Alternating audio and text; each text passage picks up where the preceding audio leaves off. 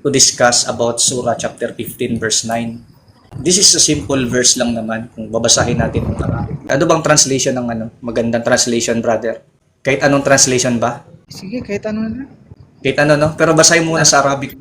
Inna nahnu nazalna dikra wa inna lahu lahafidun. So, ibig sabihin, kanyang ipinadala ang Quran, ipinadala niya ang karunungan. Hindi naman Quran nakalagay kasi dyan eh. Ba't nilagay ng Quran? Hindi naman Quran nakalagay dyan. Ang sabi dyan, dikra. Recitation. Hindi Quran eh. Pero dito Quran ang ginawa. Recitation siya, hindi siya Quran. Dapat ang nilagay dito, we sent down to you the ikra. Kasi dikra to eh. Hindi naman siya Quran eh. Dikra lang siya, hindi siya Quran. Pero nilagay dito Quran. So mali. Dapat ikra ang nilagay. We sent down the recitation dapat. Tulad dito. Verily, it is we who have sent down the dikra. Tapos may additional dito, may ganun, may close and open parenthesis. The Quran, dinagdag lang. Kaya Quran yung nilagay kasi parang inano na para madali lang maintindihan. Walang Quran doon sa Arabic. Ayan o. Kasi yun lang yung point natin. Ang point natin doon, tama naman na walang salitang Quran doon sa Arabic, walang salitang Quran doon mababasa, di ba? May Quran ba doon na nabanggit sa Arabic o wala? Ilang mo ng tanong. Doon sa Surah Al-Hajr, Aya 9, meron bang nabanggit sa Arabic na Quran doon o wala? Hindi nga ako marunong magbasa ng Arabic.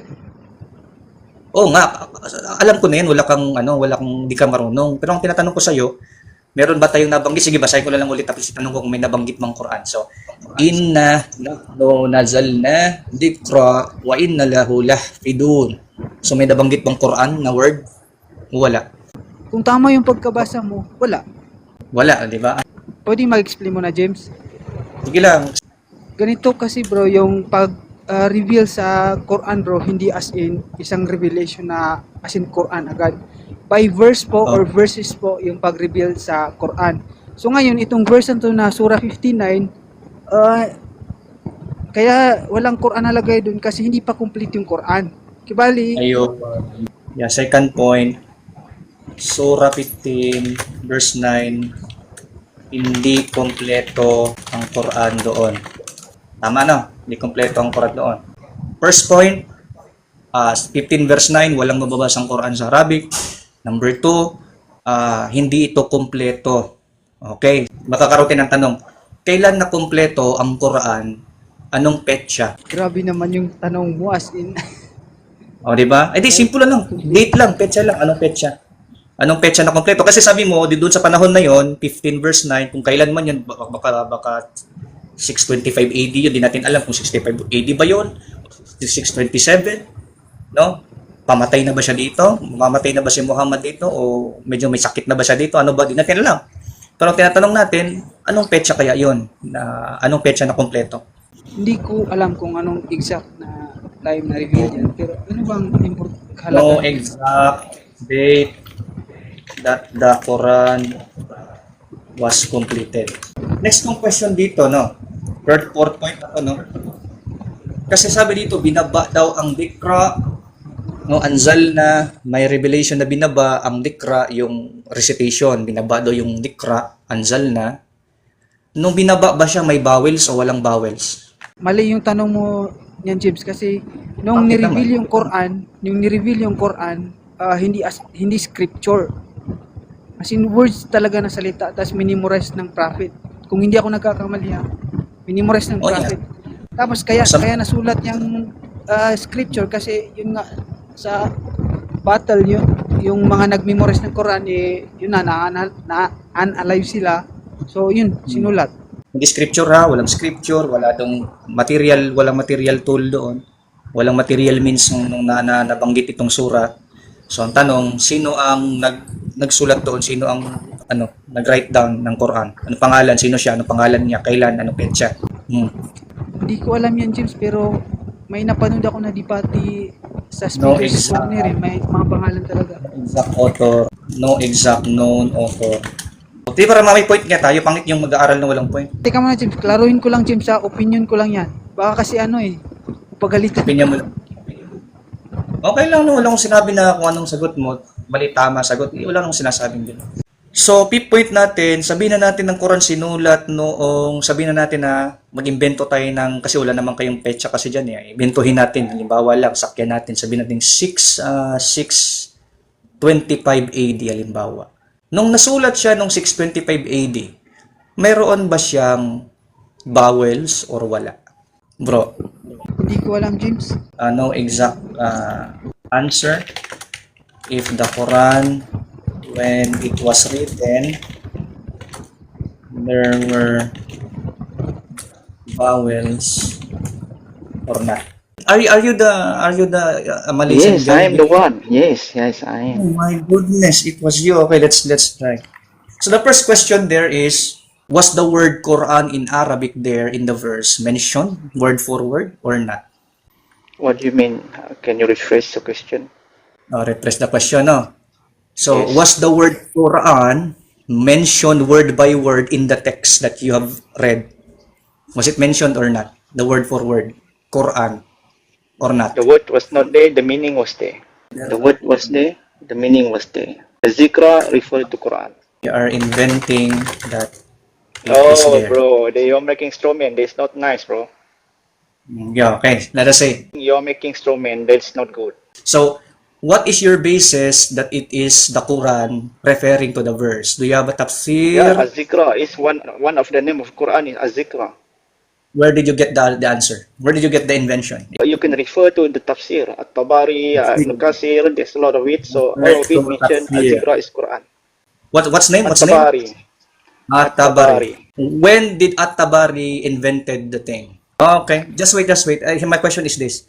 When did Al-Tabari mention, what date, what was the exact date that At-Tabari affirmed that it was the Quran? When, what exact date? It was in third generation. What exact date in AD? I'm warning you, ha? I'm warning you. I will kick you out if you will not listen to the question. The question is very clear to the audience. I want the audience to understand the reality here. The We don't question want is not excuses. relevant. The reason it was relevant is that's what I'm expecting. You're a And I coward. ask you to refer to Okay, Tabari. You don't want. okay. We disconnect you. You're not listening to me. I disconnect you because you are, you're like a dinosaur, a baby dinosaur. Uh, you know, creating a noise instead of answering the question. You know why I ask you that? Because we will be able to know if it was just invented later on or not. Al-Tabari created this tafsir around 8th century. So it was just 8th century invented by him that it was the Quran. So it was 200 years after Muhammad died. So it was not even proven in the first century, in the time of Muhammad. It was just later invented that it was the Quran. At that time, 8th century, by Al-Tabari. Is that what you're talking about? Is that how you prove that it was the Quran? So it was the Quran. Okay, here's the point, guys. They don't understand. It was the Quran according to Al-Tabari, who just claimed it around 8th century. Oh, it was the Quran based on the 8th century claim. So it was just invented. It was not claimed in the time of Muhammad. That's the point. So your invention in Surah 15:9, the word Quran there was just your invention and it was not proven in the time of Muhammad. It was not arranged in the time of Muhammad. It was just invented by Al-Tabari in the 8th century. So all of your claims, all of your opinions are just based on a 8th century claim and sprouted idea. Oh, you get it? That's what the point is. That's how weak your claim is. That's why you don't want to answer the question. So who's next? Balik tayo sa topic, no? Ang topic natin ay yung Surah chapter 15 verse 9. Marunong ka ba bumasa ng Arabic o ako magbasa? Surah Al-Hajr, ayah 9. Inna nahnu nazalna dhikra wa inna lahu lahfidun. Anong translation ng gusto mo? Anong translation? Tagalog translation. Sige, dito tayo sa Quran 15 verse 9. Tagalog daw, verse 9. Tunay na kami ay nagpababa Sa paalala at tunay na kami rito ay talagang mag-iingat. May nabanggit po bang Quran dyan? Nakalagay ba, nabasa ba yung salitang Quran o wala? Saan mo ba binasa? Sa chapter 15 verse 9 Tagalog Quran. Ayan, tunay na kami ay nagpababa sa paalala. Ayun. At tunay na kami rito ay talagang mag-iingat. Tanong, may nabasa ho bang salitang Quran dun sa binasa natin? O walay? Wala. Wala. Okay, lagay natin ha. Surah 15 verse 9 Tagalog. Walang nabasang Quran doon. Bakit mo sinasabi ang ganyang bagay?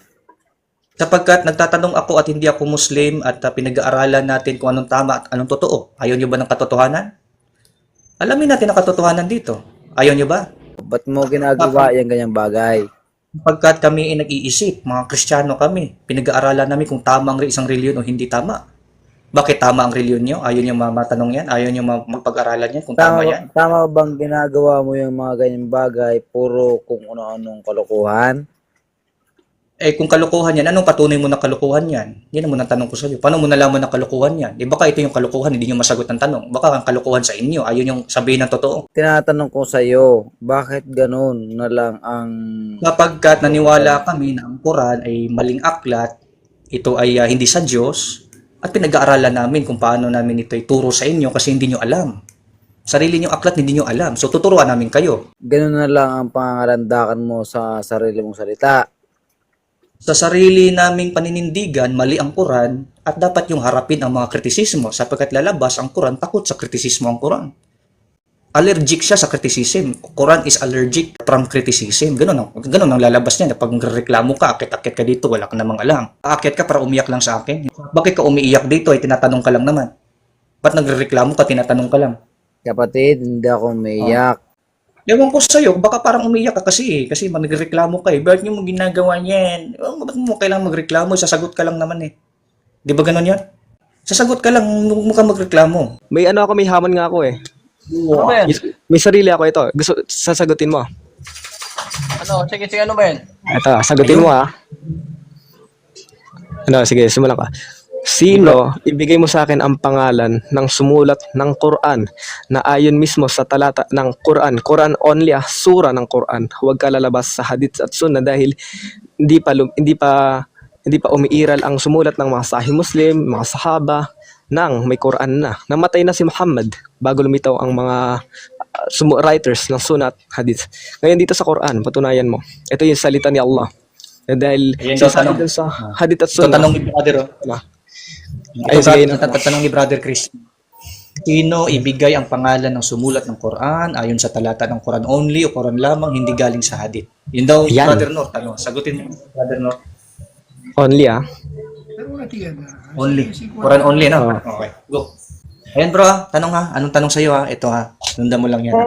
Sige, sige. Sasagutin Yun. ko yan. Oo. Kung yun ang tanong mo, kung ang sumulat ay nagka-Quran ba o wala, ang sagot, wala.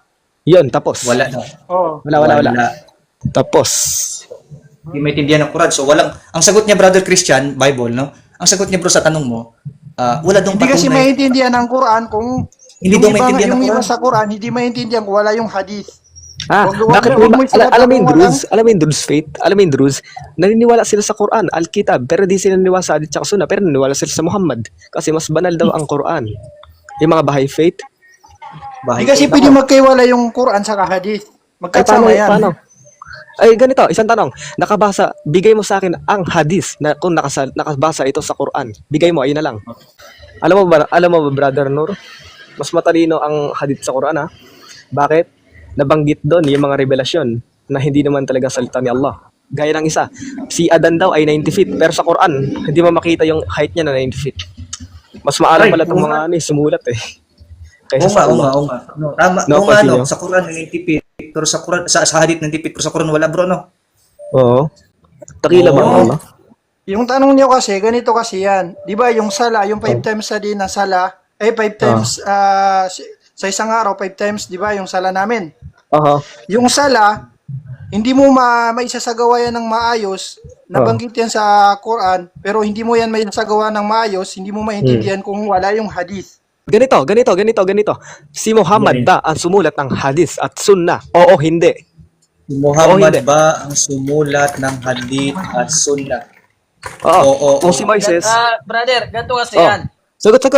Oo, hindi. Si Muhammad ang gumawa ng sunnah at siya ang Sumulat.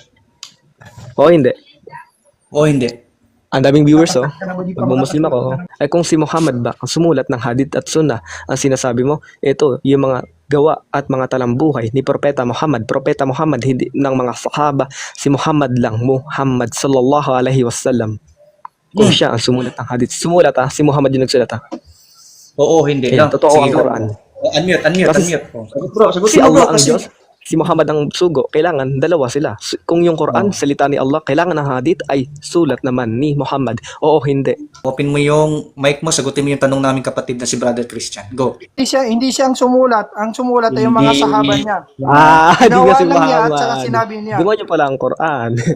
Demonyo.